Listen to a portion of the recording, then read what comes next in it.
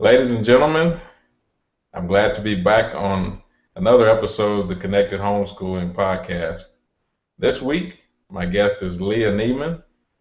She's one of the co-founders of Kirklick.com, and I'm glad to have her on the show. Leah, welcome to the show. Thanks for having me, Devin. Well, I'm glad to have you here, and I was given a reference for you by my friend Jimmy Landley from our Homeschool Network, and she was just saying that you would be a great guest to bring on the show. And so I'm so glad she introduced us to each other. And I want to bring you on to share your story and also to talk about what you're doing to share that with homeschoolers. But with the Connected Homeschooling show, I decided to do it as something that would be inspirational and encouraging for homeschooling families and parents, regardless of whether they're just starting out or whether they've been doing it for quite a while. And one of the ways that I like to start off the show is by giving an inspirational quote or a scripture, something that would just uplift our listeners. So I've asked you to prepare something, and why don't you take it away and just share that with us? Sure. One quote that I really love is a quote that says, "There are only two lasting things we can hope to give our children. One of these is roots, and the other is wings." Um, and I think that that really inspires me because as a homeschool mom, it's really easy to focus on the root part of it.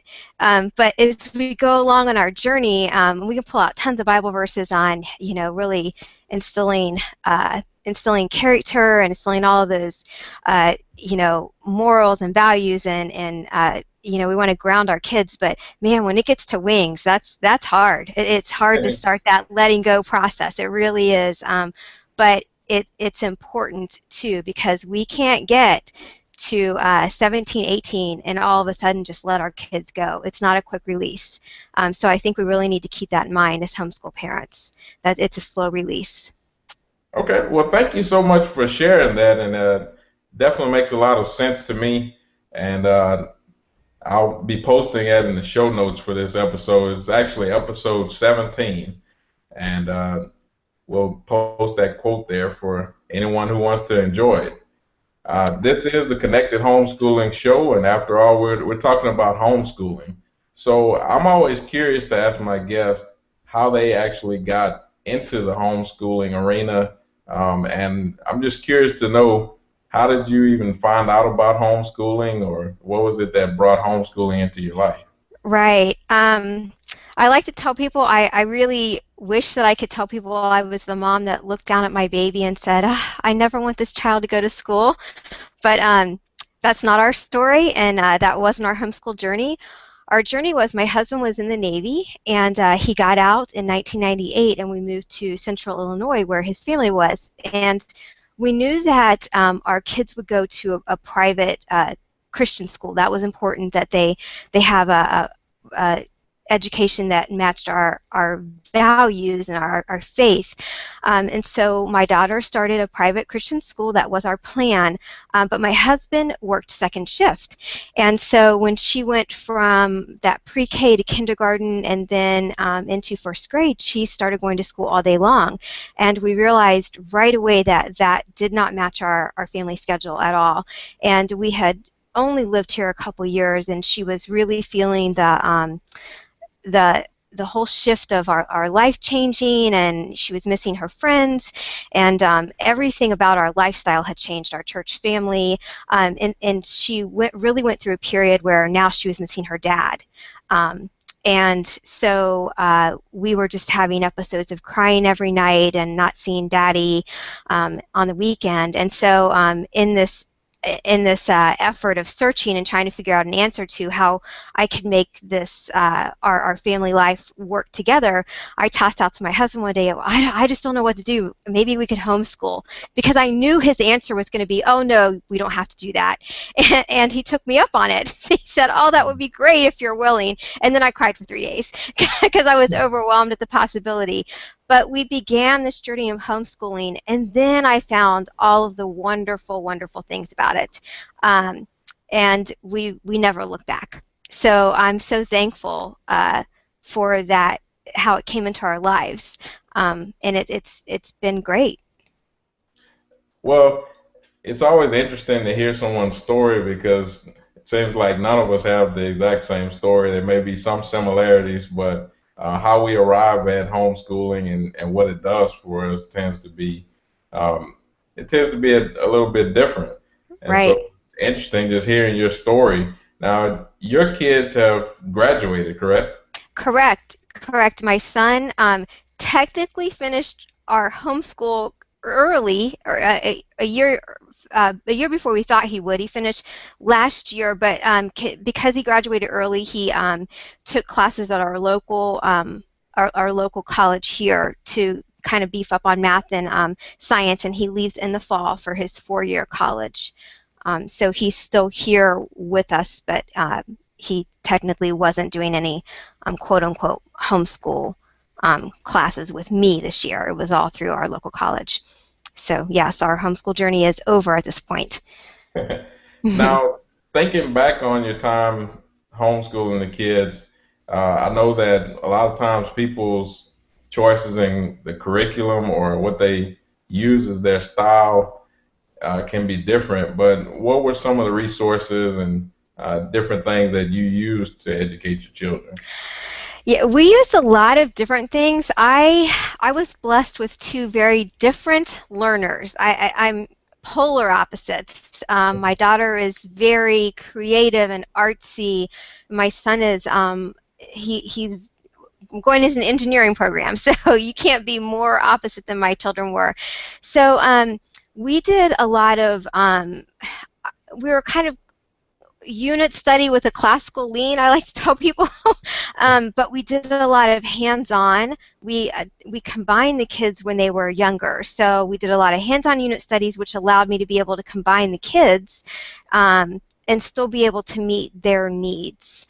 So we were very eclectic in our approach, but we did a lot of history-based, reading-based, so that I could combine the kids and then add a lot of projects that met the strengths of both of their learning styles. And it's so interesting how you can have two children in the same family, or even multiple children, and they can be exact opposites. And that Yes. kind of that kind of leads me to my next question. Just thinking about some of the challenges that you may have faced during homeschooling. Without a doubt, everyone faces challenges. So I guess enlighten us on some of the challenges that you had. Yeah, I think early on in our homeschool journey, one of the biggest challenges as a mom and wife that I faced was the ability to say no to what's truly uh, to say no to everything. I had trouble weeding out what was important and what was not important. And honestly, I really relied on my husband at some point to help me with that. Um, a lot of well-meaning friends, would say, "Oh, this is a great project for you guys because you're home all day," and that's true. I was, but I was educating my children, and then when Click came along, I was working part-time in the beginning and educating my kids. So um, I, I'm a people person, and it took a little while for me to kind of weed out, okay, what's priority and what's not a priority in our day. So that took me a few years to figure out so that our home and our family life ran smoothly. Okay. Now, one of the things that always comes up, or surprisingly, it still comes up after all these years and even research, is socialization. Mhm. How did you address socialization with your kids, or even address the question when people would ask about it? Yeah, for years that really threw me. I think the question more than anything, because, as homeschoolers, we get that question, and our kids are socialized. I think in ways that from the kids that I was around, our my kids were socialized in ways that their peers who went to public school were not. And I'll give you an example of that. My daughter was 17 years old, and she got into this incredible program in New York City that required that she live there on her own for 5 weeks. Now, my friends whose kids went to public school could not imagine at all their kids being mature enough to let them live on their own in New York at the age of 17. And I didn't realize the magnitude of how scary that was to most parents, because it wasn't scary to us. Our daughter was mature enough. She she could get around New York on her own at that age. She had the maturity. She could relate to adults. She could relate to kids her age. It never crossed my mind to be fearful of that um, until we got ready to send her. And people were like, "Oh, I'm praying for you." Oh, like other people put fear in our mind. But she was ready for that. She was socialized. Socialization is the ability to handle those circumstances and relate to your peers in the workplace and to be able to handle those situations. That's what socialization is. So to me, when I get those questions, that's how I handle. That's really how I answer it now. Um, so yeah, for us, socialization really wasn't an issue. It really was, how do you answer the question that always kind of felt awkward to me. Did your family do co-ops or any type of events like that, or collaborative activities?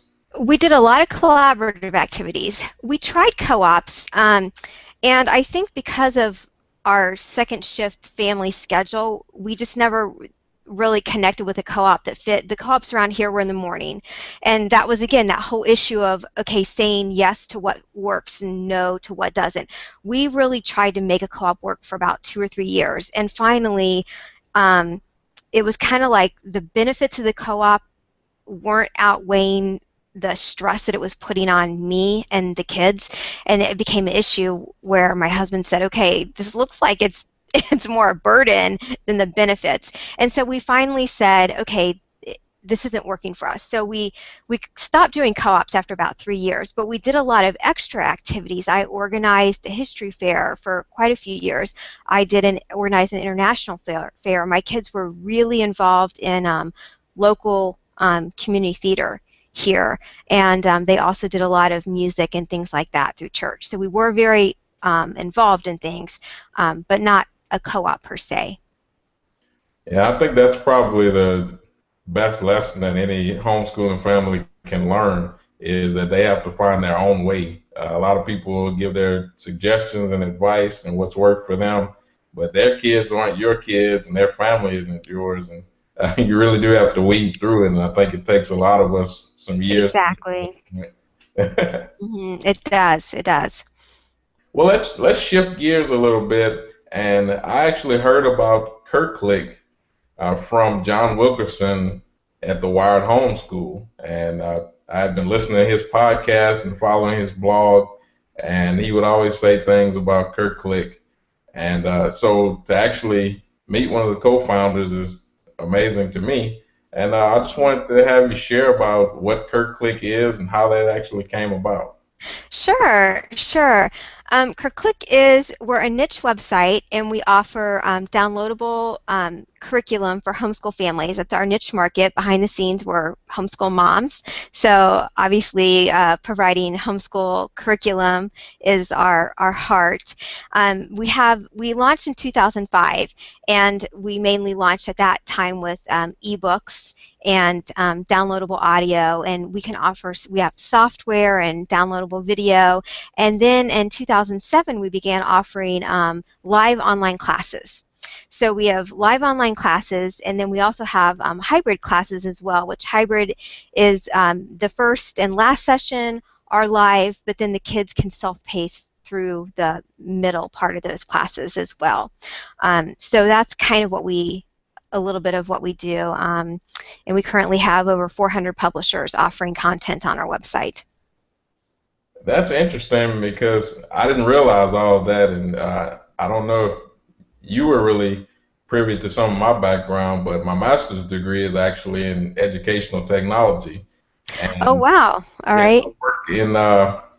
I work at a university and doing training and instructional design and some of those things are, are part of it. So when you're talking Okay. about the hybrid courses and doing the online sessions, those are things that people are trying to break through to in academia, especially higher ed. So to bring these things to homeschoolers is a great thing, and it puts them at an advantage because they're used to some of these environments that I'm seeing more and more. The trend is instead of doing face-to-face courses, there are hybrids there.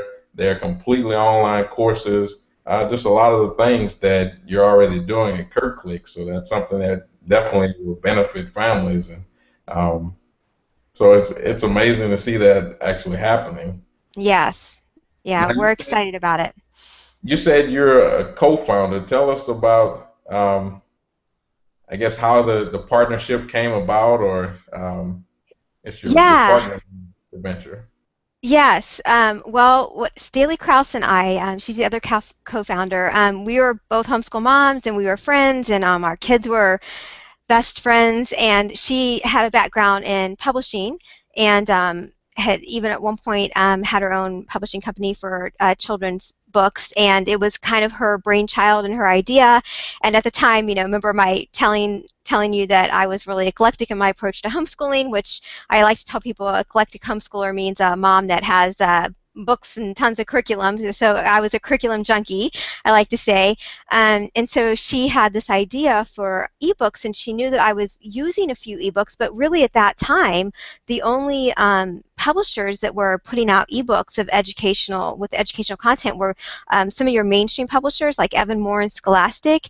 And Mhm. so she said, hey, I have this idea. I would like to bring ebooks to the homeschool market, and I know that you have lots of curriculum and lots of homeschool publishers and use a lot of their material. Would you like to go into this venture with me? And so that's kind of how the site was started. So we went out to Book Expo America that summer in New York, and we just started approaching publishers and letting them know that we're launching this site and we'd be able to offer file security on their PDF files, because at that point there had previously, probably a year before, been the whole file sharing shakeup in the music industry. Mhm. So that was definitely a concern with ebook publishers. So that's kind of how the site started, and then slowly we built, and then when online classes became kind of a trend, we started developing them, and it's just grown from there. So that's Wow. kind of our story. Definitely an interesting story, Yeah, and I'll definitely be linking to KirkClick in the show notes, and great. Thank encouraging you. people to check it out. I know that as my kids are getting a little bit older now, those are some of the things that we're looking at doing. So that's going to be at the top of my list to Great. look at the site. Yeah. So what we're going to do here is go to our last segment, which is called Seven with Devin, and this is our lightning round. All We'll right. pull all the information out of you and All just right. get your best answer. I'll try to keep up. Okay. Well, the first two questions somewhat go together, and you may be a little bit biased on one of them, but the first question is, what is the top free resource that you would recommend for our listeners? And then the second one is, what is the top paid resource that you recommend? All right. Well, the top free resource, and if you're talking from KirkClick, I love our free clubs. Um, I mean, they're free and they're educational. They're not just a fluff club.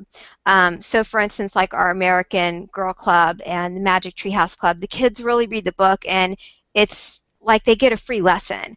So I love those two clubs. In fact, my daughter has often said, that's so unfair that the American Girl Club started after I was too old for it. So I think they're great, and it really warms my heart when we talk to people at conventions, and they really, they've really benefited from those clubs, and they appreciate the fact that they're free. And I think that's our heart, is that we do offer some things that are free, because we know that most homeschool families are single income families for the most part still. Um, so that's my free pick. Okay. So what about a paid resource? Um, okay, so if you want a paid one that's not from our website, we used Apologia with my kids when they were little, so I do appreciate the Apologia Science materials. We use those. Um, and I picked a paid one off our website that I really like, and this goes back to understanding the way your kids learn. And I think it took me a while to figure this out. I just jumped in with curriculum and started, I'm going to be the best mom ever and just buying curriculum like crazy before I really stepped back and understood how my kids learned. And so I love there's this learning gifts inventory that we have from Enrichment for You. And there are all kinds of learning, how your kid learn books out there, but this your kid actually goes through. And it's interesting because I've had my kids do it periodically as they grow, because I think your kids, as they grow, sometimes they change the way that they learn. In fact, my son this year in college, he figured out something about how he learns. And it's really helpful because he's going to take that when he goes away. So I think it's really good to have your kids do some of those learning inventories periodically as they grow because they hit stages. Um, so Now, thinking about my family, it's going to be about 10 years until my oldest graduates, and then I have little ones after her. So you're on the opposite end in that privileged place of having your kids graduated. But think back to the beginning, and if you were able yeah. to start over, hmm what would you do differently, or what would be your first step if you were doing this all over again? I think just that, what I said, I think I would slow down. That first year, I think I put the weight on myself so much I'm going to be the best homeschool mom ever. I think homeschool moms, we carry this weight that if we fail even one year, that our kids are going to be set back. And sometimes we just need to step back and just watch our kids learn and take that weight off of us and know that they're going to be okay. Um, and just watch them learn instead of just pounding them with curriculum all the time. They'll be okay. And I didn't realize what a burden that I was carrying until really, my daughter got older and she started having these successes, and I was like, okay, wow, I don't have to just keep doing what everyone says to do. It's really easy to get into that mentality of, well, this person's doing that. Oh, I didn't add that. Oh, their high school's missing that. Oh, their junior high's missing that. And keep throwing and throwing and throwing and really stay focused on what's God's path for your family. And just stay focused on that and not look at what everyone else is doing. So. Coming from the point of view of a mom, I guess would that be your advice for a mom, or what specific things would you encourage for a mom? It would be. I think just step back and watch your child and be encourage your friends. Be an encourager of your friends, but don't feel like just because they're doing something and it's working for them and working for their family that you have to add it. Does that make sense? Definitely. Now, these next two questions are related. Uh, and the first is, what has been your greatest reward in being a homeschooling mom? And then secondly, what has been the greatest challenge? Greatest reward is there is nothing better than seeing those light bulb moments with your kids. The first time your child reads, the first time they write that essay that they cried because they can't write. All those light bulb moments you're there for. Even the frustrating moments when you have those moments where you have to correct them, but you see that come around. You're there for all those moments and you don't miss them. And I think that's the greatest thing about being a homeschool mom. Um, Most Okay. definitely. Your greatest challenge that you experienced. The greatest challenge, I think, is constantly having to, just evaluate, this is the path that I'm on, and that new curriculum came out, or my friend is using this and wow, it's working great for them, but that doesn't mean that I need to add it. this is what we're using, and this is my child. This is how they learn, and I know that's how they learn. And you know, let's stay the course and not take that burden on of this is for someone else's child. And you certainly speak from experience, and it's obvious just with the things that you've shared. And you share such wisdom with the audience and people who will see the video or listen to the audio from this podcast. And I really appreciate that. And the way that we like to end the podcast or end this segment is to have our guests to share a unique talent or a characteristic about themselves that maybe a lot of us don't know. So uh, give us the spiel. What's something unique about yourself? Something unique about me. I I think in themes. Like if you talk to anyone that knows me or my family, I like literally like unit studies. Like my everything I do is in unit study form. It's sad. I apologize to people ahead of time. So so so it's funny because I'm glad that my kids enjoyed unit studies because I don't know that I could have taught another way. You know, when they got to high school, they did online classes, but yeah, even like when we have family dinners here, we do Christmas Eve. It's themed. Like we don't have traditional Christmas dinner. It's like, okay, we're doing Mexican this year, or we're doing Italian. Yeah, so I don't know that that's necessarily like a good trait. It's quirky, but yeah, I think in themes. Seems like it would help you stay organized. So that's Yeah, definitely a good my spreadsheet, people know when they get a spreadsheet from me, it's color coded at a ridiculous level. But thing. so, yeah. Well, Leah, thank you so much for being a guest on the Connected Homeschooling podcast. Yeah. Before we go, I'd like for you to share with us the best ways we can connect with you, whether it's websites or social media, anything you care to share. Sure. My website is leahnieman.com. I'm all over social media, so it's pretty easy to connect with me there. Twitter, it's at Leah Nieman, so you can always catch me on Twitter, and if you send me a message there, I'll usually always get back to you. I'm on Google Plus, at, and yeah, Google Plus. I said that, and it's just my name, Leah Nieman. And you can email me at leah.nieman@gmail.com. Um, and I'm on Facebook as well, Leah Nieman.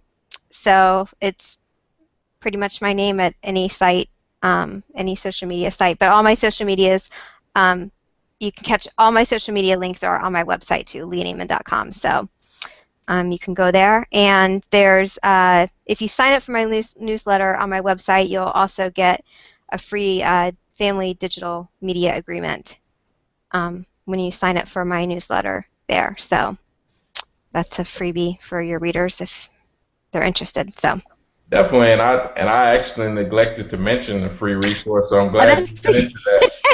I had a chance to look at it myself, and it definitely ties in. I wrote a book about creating a household technology plan, and your resource is something that ties in exactly with that. Just being more good. responsible with technology in the home and protecting our kids. So Yeah, I'm going to link to all of that in the show notes for this episode. I'll perfect. link to your social media and websites as well. So I sincerely appreciate you being on the show, and I really appreciate it. Yeah, no, thanks for having me. It was fun.